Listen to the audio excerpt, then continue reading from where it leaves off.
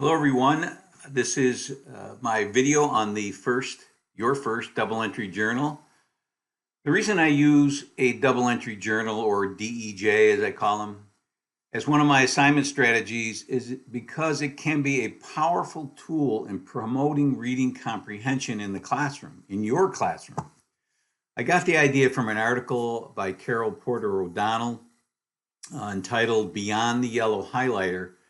You can access it in the transcript by clicking on the link, or you can go to ancillary materials in session 3 and you'll also find it there.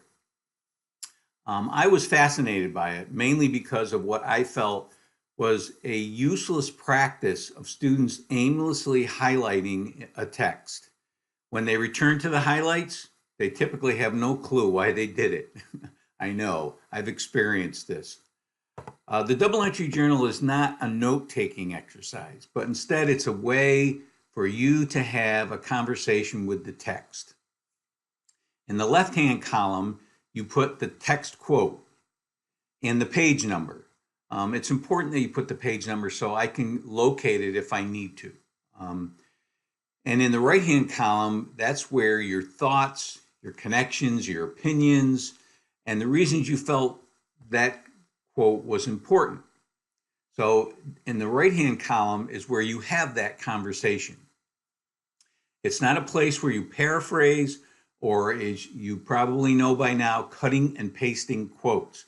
That to me is not annotating. Fisher and Fry said this, blah, blah, blah, blah, blah.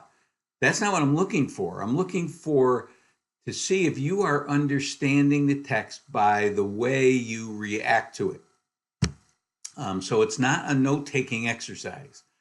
It's the first of 2 double entry journals. I used to have more, but I'm cutting back. You probably don't believe this, but I'm cutting back on the assignments.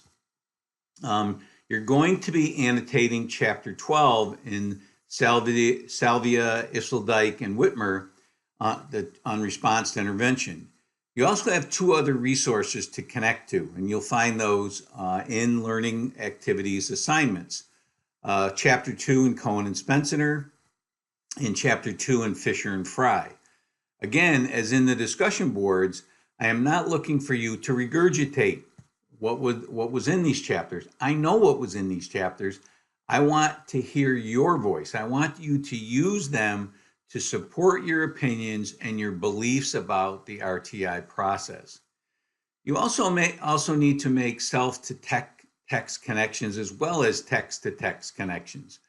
What you have seen, where you work, how does it compare with old school remediation? What do you like about it?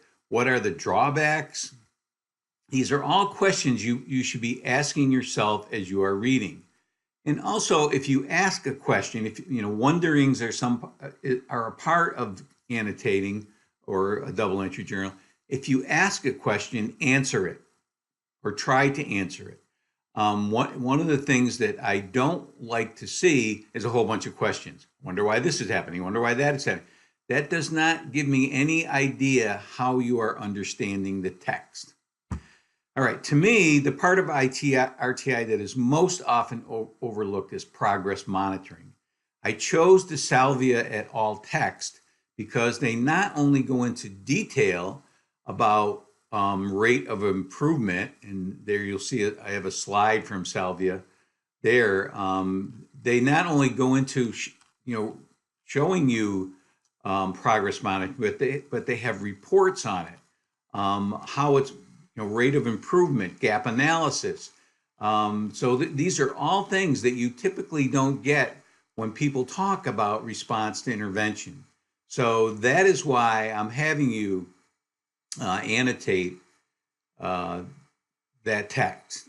I'm not going to go over exemplars and say what I think why they were high or low quality. You are going to do that in the mini discussion board I've arranged for that purpose, grading the double entry journals, grading the DEJs. So watch my RTI videos in the presentations folder in session 3, and you will get an inkling as to what I think are the big ideas. So that's it, and good luck.